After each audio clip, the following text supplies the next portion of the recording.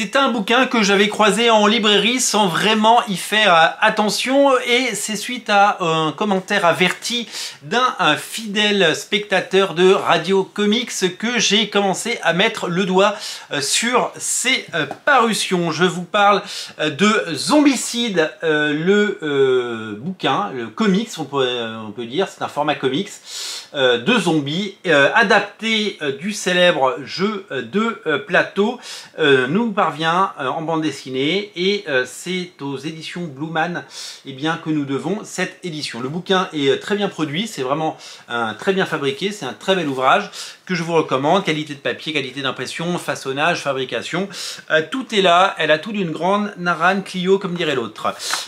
Donc c'est une série adaptée d'un jeu de plateau. L'histoire c'est celle d'un monde qui a sombré dans le chaos. Vous connaissez le pitch de départ de toutes les histoires de zombies. Et nous allons suivre le destin de Ned, qui a tout prévu. Il a un abri, des armes, des munitions, sauf qu'il ne les a pas sous la main et qu'il doit traverser la ville, comme dans un jeu, finalement, comme dans un jeu de vidéo, comme dans un jeu à deux plateaux.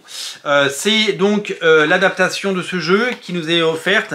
Et donc, on y découvre quelque chose de plutôt bien gratté. Et c'est une jolie découverte, voilà. Ça s'appelle Zombicide premier jour. C'est très dynamique, le dessin est assez soigné. C'est un tome 1 qui en appelle évidemment d'autres. Et donc c'est une des parutions de Blueman, donc un éditeur que je découvre et je vais vous en parler un petit peu parce que je les ai contactés et donc j'ai proposé évidemment de leur parler de ces bouquins et d'autres livres qui ont attiré mon regard. Je vous en parle après parce qu'il y a d'autres choses, d'autres très très bons auteurs qui sont au programme. On a une histoire principale dans cet album et une succession d'histoires courtes. Les auteurs semblent être italiens, je vois pas marqué le nom du traducteur, donc d'habitude il y a marqué traduit de l'italien par, mais comment on s'appelle, Luca Enoch ou Stefano Vietti ou Alicio Morini, Marco Itri, je pense que c'est évidemment de l'autre côté des Alpes que tout cela est produit. Donc je vous l'ai dit, au scénario c'est Luca Enoch et Stefano Vietti.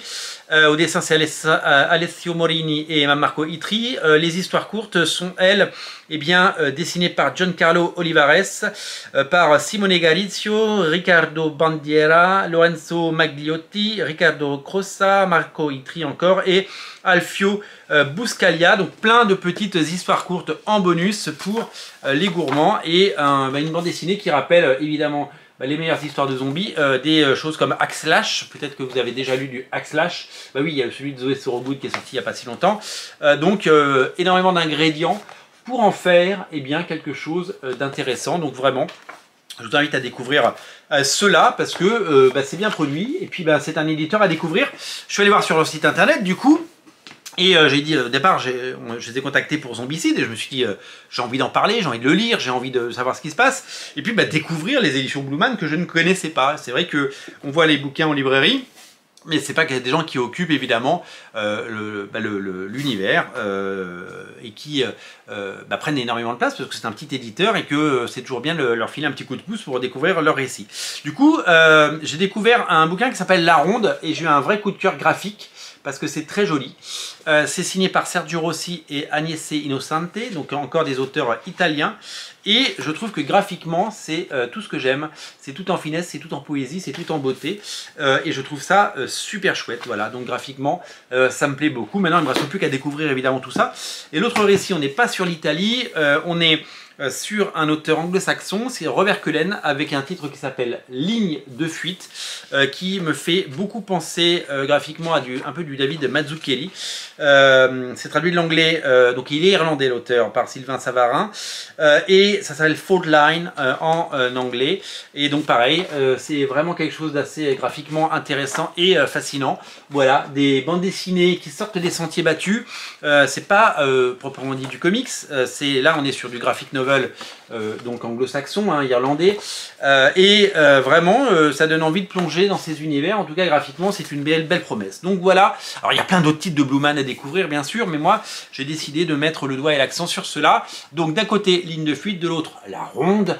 Voilà, donc c'est titres que je vais lire et découvrir. Et pour les fans du genre et de zombies, je vous invite à découvrir Zombicide tome 1. Voilà, vous êtes maintenant au courant et vous pouvez évidemment passer en librairie pour jeter un œil de près et peut-être repartir avec. En tout cas, on va lire tout ça et on va se plonger dedans et on reparlera de ces éditions Blueman qui ont un catalogue vraiment hyper intéressant. En tout cas, c'est une jolie découverte pour le moment.